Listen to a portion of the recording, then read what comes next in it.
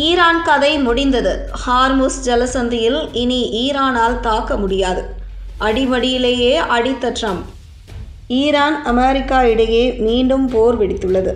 Hormuz ஜலசந்தியில் பயணித்த 3 வர்த்தக கப்பல்கள் மீது ஈரான் தாக்கியதாக கூறிய அமெரிக்கா அந்த நாட்டின் முக்கியமான 80 இடங்களை குறிவைத்து தாக்குதல் நடத்தியுள்ளது. ஹார்முஸ் ஜலசந்தியில் ஈரான் பிற நாடுகளின் கப்பல்களை குறிவைத்து தாக்குவதை தடுக்கும் வகையில் அமெரிக்கா இந்த அட்டாக்கை செய்துள்ளது. ஈரான் அமெரிக்கா இடையே நடந்த போர் நிறுத்த ஒப்பந்தம் அடிப்படையில் முடிவுக்கு வந்தது. இதனால் ஹார்முஸ் ஜலசந்தியை ஈரான் திறந்துவிட்டது. வர்த்தக கப்பல்கள் ஹார்முஸ் ஜலசந்தி வழியாக பயணித்து வருகின்றன. இதற்கிடையேதான் அவ்வப்போது ஹார்முஸ் ஜலசந்தியில் பயணிக்கும் வர்த்தக கப்பல்கள் மீது ஈரான் தாக்குதல் நடத்தி வருகிறது. அந்த வகையில் நேற்றைய தினம் 3 வர்த்தக கப்பல்கள் மீது தாக்குதல் நடத்தப்பட்டது.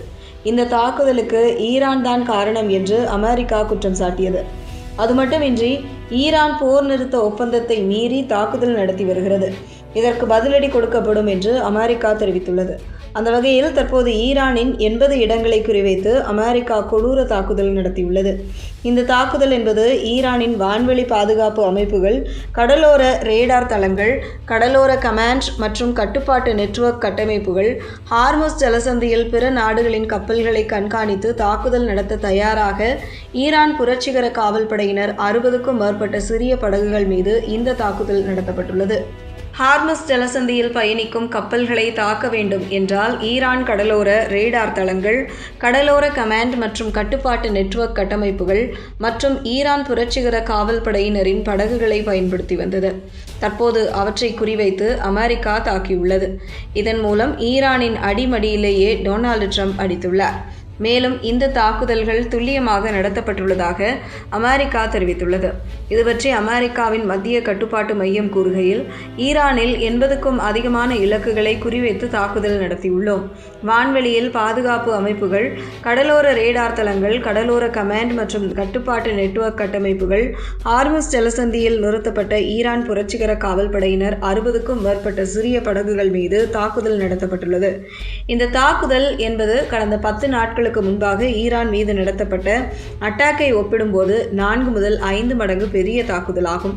தற்போதைய தாக்குதல் என்பது ஹார்முஸ் ஜலசந்தியில் பயணிக்கும் வர்த்தக கப்பல்களை தொடர்ந்து குறிவைத்து ஈரானால் மீண்டும் அட்டாக் செய்யும் வலிமையை குறைக்கும் வகையில் மேற்கொள்ளப்பட்டுள்ளது.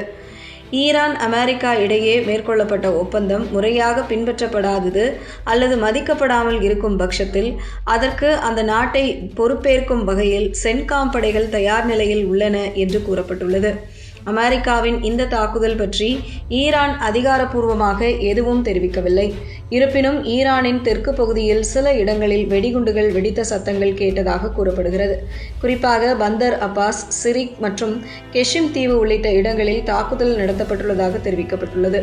அது மட்டுமின்றி அமெரிக்காவின் எந்த ஒரு தாக்குதலுக்கும் முறையாக பதிலடி கொடுக்கப்படும் என்று ஈரான் வார்னிங் செய்துள்ளது. இதனால் மீண்டும் ஈரான் அமெரிக்கா இடையே பதற்றம் அதிகரித்துள்ளது.